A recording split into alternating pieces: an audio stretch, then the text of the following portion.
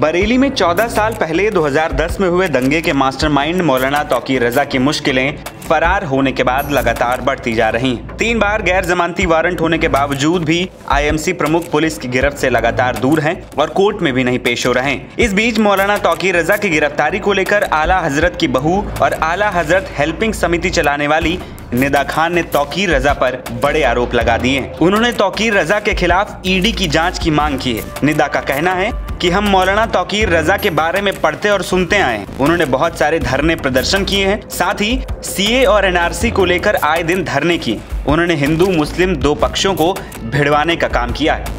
निदा खान ने तौकीर रजा की फंडिंग पर भी सवाल उठाए हैं और आरोप लगाया है कि ना तौकीर रजा का कोई बिजनेस है, ना ही कोई व्यापार और ना ही कोई फैक्ट्री है, फिर भी वो ऐशो आराम की जिंदगी जी रहा है।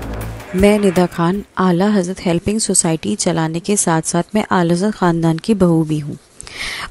हम मौलाना तौकीर के बारे में पढ़ते आए हैं, सुनते आए हैं। उन्होंने बहुत सारे धरने प्रदर्शन किए हैं सीए को लेके, एनआरसी को लेके, और आए दिन वो हिंदू मुस्लिम 2 पक्षों को भिड़वाने के लिए उन्होंने बहुत ज़्यादा कारगर धरने किए हैं। जो उनका लास्ट धरना हुआ था उसमें 2 पक्ष आपस में भिड़ भी गए थे, लेकिन हम सबको पता है यहाँ यूपी गवर्नमेंट बीजेपी गवर्नमेंट है, जिसकी वजह से लॉ एंड ऑर्डर बहुत ज़्यादा सख्त है। कई बार उनकी कोशिशें ये नाकाम रही हैं, लेकिन देखा जाए 2010 के दंगे जो हुए थे उसमें अब वो सीधे सीधे आरोपी हैं और 3 गैर जमानती वारंट जारी होने के बावजूद तौकीर रजा खान बिल्कुल ही हिरासत में नहीं आए। वो गायब हैं। ठीक है, उनकी वीडियोस आती हैं जिसमें वो बिल्कुल ही ठीक आते हैं, लेकिन उनकी मेडिकल रिपोर्ट्स कभी भी बाहर नहीं आई हैं। सिर्फ बातें करने से कुछ नहीं होता, लेकिन मेडिकल रिपोर्ट्स अभी तक गायब है। दूसरी बात, मौलाना तौकीर बहुत ही ज़्यादा लेविशिंग लाइफ जीते हैं।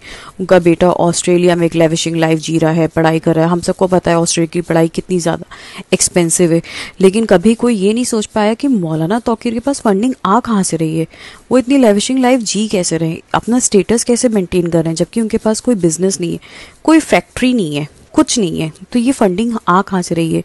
तो मैं अपनी गवर्नमेंट से रिक्वेस्ट करती हूँ कि ऐसे जो भी लोग हैं उनके ऊपर ईडी की जांच होनी चाहिए कि ये पैसा आ कहाँ से रहा है, ये फंडिंग कहाँ से आ रही है जो हमारे देश में नफरत पैदा कर रही है।